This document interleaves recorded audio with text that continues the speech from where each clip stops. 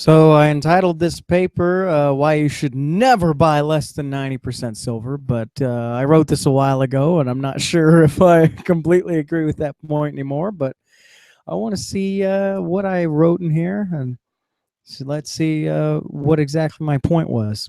Now, at the time when I wrote this, silver was substantially less than it is now, like 30%. It was way down. It was like 14 an ounce or something like that, close to it. 35% silver war nickels had at one point been on sale at APMEX.com for 99% of spot, less than melt value. Now, why is that? When you smelt silver and try to make it 999 pure for bullion, there are certain costs to removing the impurities. When the silver is less than 90% silver, 90% pure, do you think it costs just a little more to refine 80% pure silver, or twice as much, 3 times as much for 70% pure? The truth is, for every 10-point movement downward, and I heard this from someone who was a refiner at the time. I'm not able to verify this, but I talked to another person who said the same thing, that every time it goes down in purity by just 10 points, it doesn't just increase slightly proportionately, it's disproportionate. The truth is, for every 10-point movement downward, the cost to refine increases disproportionately, or rather even almost exponentially, making it financially unfeasible to melt down 35% silver. This creates a deterrent for silver refineries to purchase less than 90% pure silver unless it's available at a discount relative to the total quantity of actual troy ounces due to the increased cost of refining. Now, what I was told, just to get into some scientific specifics, I'm not an expert silver refiner. I was told that in order to refine a greater purity of silver, lesser purity of silver, you had to add in pure silver, something that you already knew was pure, in order to bring that down, depending on the way in which you did it.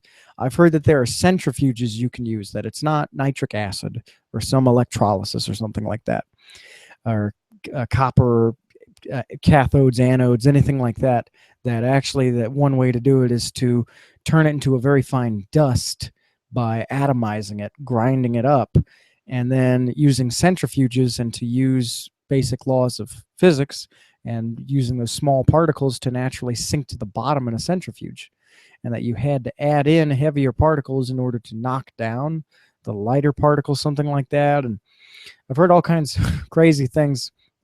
I'm not an expert refiner, and I don't know exactly how it all works. I'm just going off of what somebody else says, but I would say that that's probably part of the reason why 35% silver nickels at one point had been 99% a spot. But another thing I would personally consider is that maybe there's just not as much of an aesthetic appeal, since 35% silver war nickels tend to oxidize really ugly. They just don't look good. They turn into this green thing, and it's not like Morgan dollars where they get this kind of a natural, yeah, they're worn down, circulated, but old silver dollars, half dollars, still look silver. They still have a certain, they don't look like a 35% silver war nickel. So I would say that aesthetics, as strange as that sounds, that's probably a significant part of it, is that it's just harder to sell those to people because they're just not any good looking. So, but that's not the only reason, is what I'm getting at in this paper. So let's say you had a huge stockpile of silver holdings as an investment, and silver went up to $100 an ounce, hypothetically. If you tried to liquidate, say, $2,000 melt value in 35% silver war nickels, what percentage of the silver buying crowd do you think would immediately turn away from your coin simply because they're not 999 or 90% pure? 50% of the market, 80%? If APMEX, a major dealer with plenty of airwaves and advertising revenue, and plenty of people know who they are, was so desperate to sell those war nickels back in the day, I think silver was $16 an ounce or so. That's what I wrote in the paper. For below spot as dealers, then you can damn well be sure that the average silver buyer will have no interest in your coins unless they are also available at below spot prices, regardless of the face value. You'll have better luck getting full melt value selling in small batches of $50 melt value, but the amount of time that would that would consume 40 transactions, 40 times 50 is $2,000. And the effort invested relegates, fuck, I amalgamated those words. The effort invested relegates that option to practically unfeasible. And that's true. I mean, who wants to do $50 at a time times 40? Especially if the buyers want you to drive to them or ship the items, or just hell no, it's just not worth the effort. The lack of interest among average silver buyers isn't even derived from the knowledge that 35% silver costs exponentially more to refine than 90% pure silver. It's a conglomerate of thoughts, and this is what I was getting at before, ranging from the appearance of oxidization on the surface of the coins — most war nickels are a bit ugly if you ask me — to the sheer lack of value per coin. Notice how the disproportionate demand exists for silver eagles and Morgan and Peace dollars. Given their large size, it correspondingly dictates a greater appeal, both from an aesthetic point of view and a financial point of view. They contain more silver. 26.73 grams per dollar face value, compared to half dollars, quarters, and dimes, which only contain 25 grams. Sorry, not of silver, but that's what the coins weigh in total, or should weigh brand new minted. You have to multiply that times 0.9. Same thing for the silver dollars at 26.73. But given their large size for the silver dollar, silver eagles, it correspondingly dictates a greater appeal aesthetically and financially. And last but not least, the lack of knowledge of many even knowing about the existence of 35% silver nickels. Plenty of us, if you're watching this, you probably already knew what it was, but a lot of people don't. Most people, they go, nickel, what's that made of? It's made of nickel. They're silver nickels, and then it's not even a majority. It's not even half silver. It's only a third. It's like some awkward number, 35%, 7 out of 20. What? It's a weird number. Not gonna lie.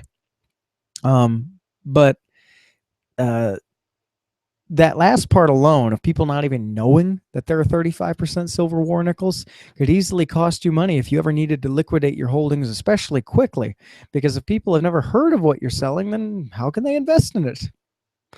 Also, many people seem to have an innate harsh reaction to something being less than 90% pure, or even completely pure for that matter. It's like why many bullion buyers won't even touch 90% silver coins. Remember, 90% silver coins back in 1980 were supposed to be an alternative for investors who couldn't afford 999 coins and were willing to buy bags of then recently circulated coins as an alternative investment in silver. Despite being seen as inferior to 999 rounds and bars, the old 90% pure coins have caught on in recent years, because now in 2016 they are over 50 years old. Unlike back then, they were only 16 years old. I mean, that's like, think about it, buying a coin from 2000. It's like owning a car from 2000. Not new enough to be new, not old enough to be classic. So kind of the same thing. However, 90% silver coins are still plagued with a myriad of issues. First, by not being 999 silver, there are entire sections of the investing market unwilling to buy those coins for their purposes, whether it's industrial or what have you. If you ever needed to melt them down, aside from the costs in removing the impurities, the legality of doing so creates issues, because you're destroying U.S. government minted money, and there are laws against that. Secondly, half dollars and smaller denominations. This is another problem with anything less than 999. Half dollars and smaller, quarters, dimes, etc., contain disproportionately less silver than a silver dollar. Like I said before, $1 to half dollars, brand new uncirculated from the mint, made of silver, should weigh 25 grams. But one silver dollar, same face value, actually weighs 26.73, or should, brand new from the mint.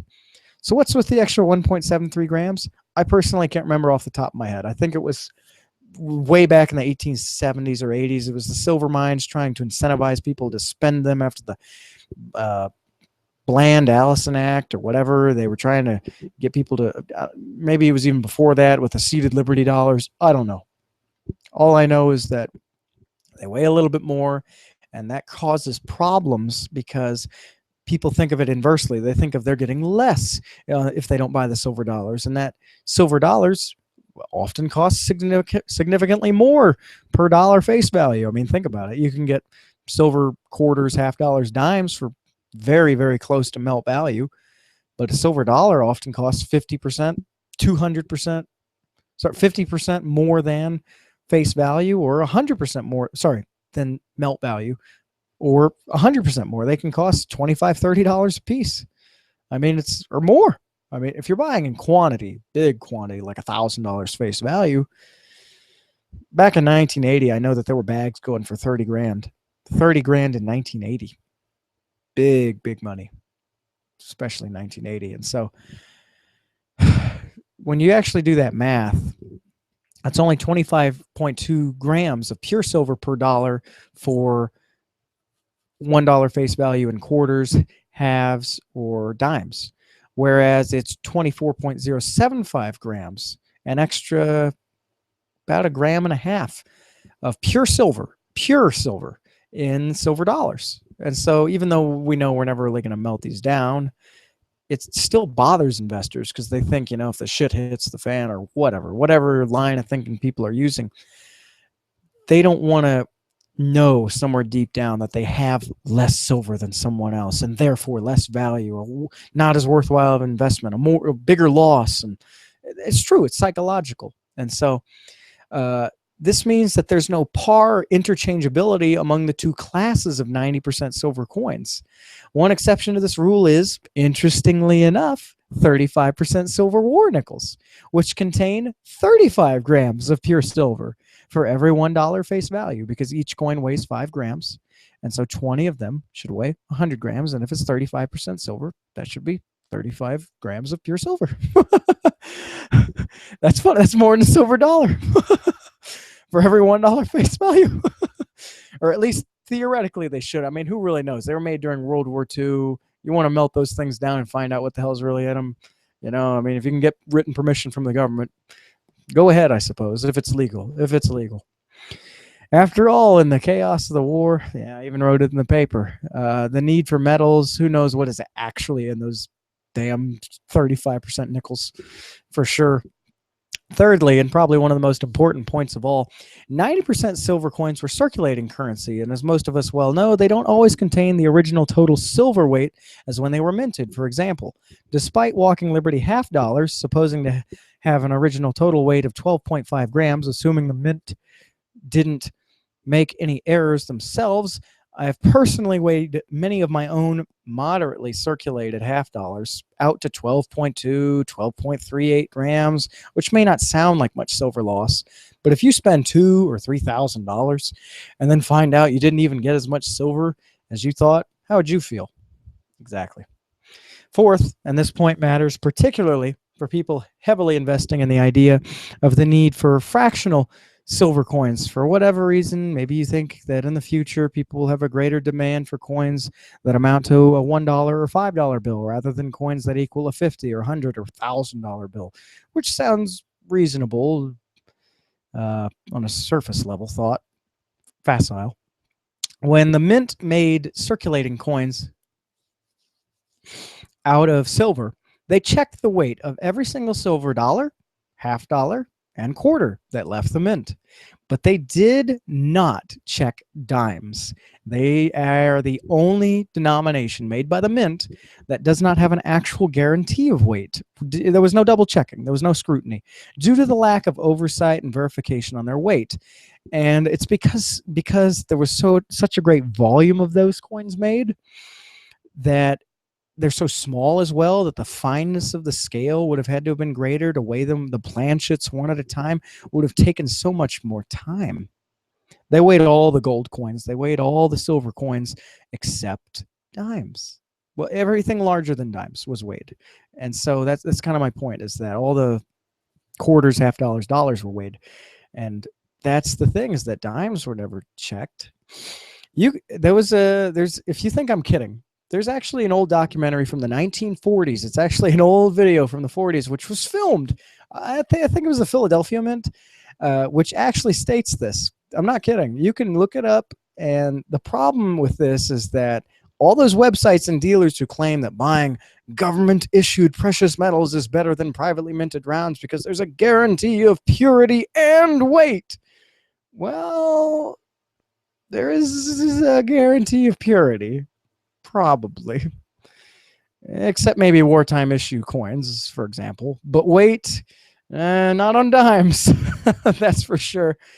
Also, consider that 90% silver dimes, being smaller coins, might, this is something I'd have to think about in terms of physics theory, might be subject to disproportionate wear in circulation for being both spent more often as a smaller denomination and having less physical resistance to the forces of duress to which they were subjugated due to the amount of surface area relative to their mass. It's easy to see that they could lose more silver than larger quarters and half dollars. Succinctly put, I have seen far more bent dimes than I have half dollars.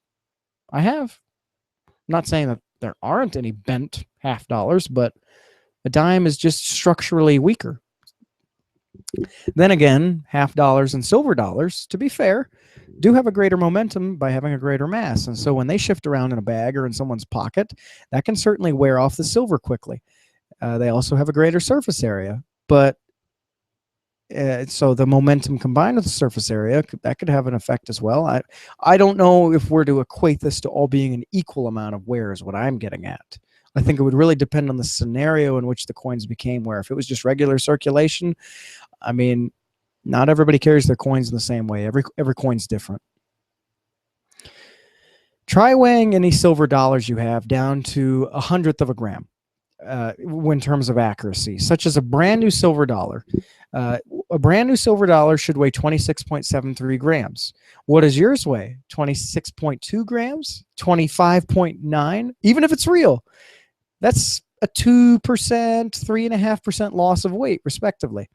If it's a silver dime, on the other hand, even just half a gram of weight lost while circulating, out of 2 grams, that 2 grams out of a supposed 2.5 grams that dime should weigh equates to a 20% loss of weight, 10 times what the former number was referred to, 26.2 grams out of a silver dollar. I mean, that's only about half a gram on a silver dollar. So, and that's kind of the point, is it possible for a dime to weigh that much?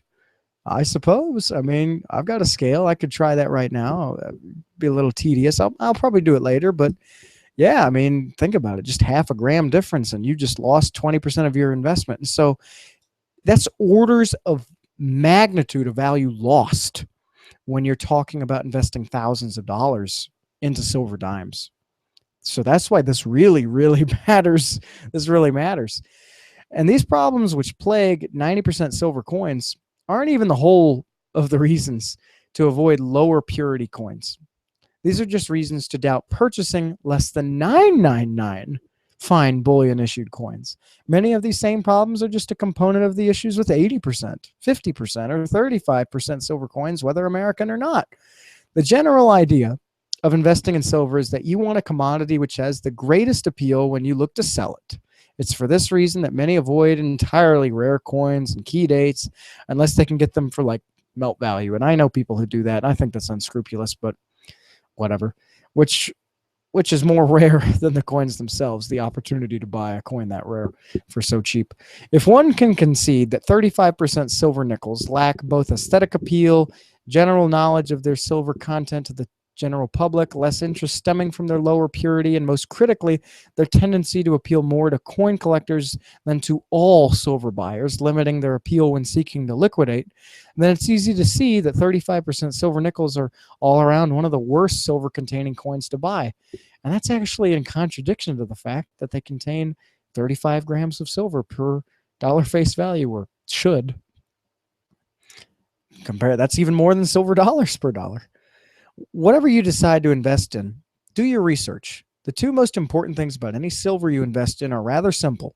You have to like what you buy, because if you don't, then you won't want to keep it. And at the first sign of trouble, you're going to jump off the bandwagon and sell off. The other rule is that other people have to like it. If your investment of choice is so esoteric that no one finds it appealing, then when the market is high, what makes you think those people will change their mind at the peak? Showing a price growth chart over time? No. Hell no. Actually, People either see the intrinsic value in something or they don't. Those who flightfully change their minds on a whim only when it hits the peak of the bubble tend to make the worst investment decisions throughout their whole lives. A fool and his money, right? That doesn't mean you can't sell to those people, but when the value falls, if it does, which oscillations are natural, then these same people lose faith in their investment, which takes away faith in the market as a whole. And the last thing we want in the precious metals market are more opponents and detractors who complain, whose complaint here and another there in the aggregate slow the growth of the market, and that tends to hurt us in the long run as investors. Would you rather make a quick buck today or several dollars over a few days because you're consistent? Exactly. I'm not saying you can't make money on them if the time came to sell. I suppose my personal conclusion is that there are other coins which have a greater chance at appreciating. Just do what makes sense for you. If you know you can make money at something, or you do believe in something and maybe it's proven itself to you in the past, stick with what you're comfortable with. But make sure that you stick with a plan, have a plan and stick to it. That's probably the best advice I can give you. Do what makes sense for you. I hope that helps. Thanks for watching.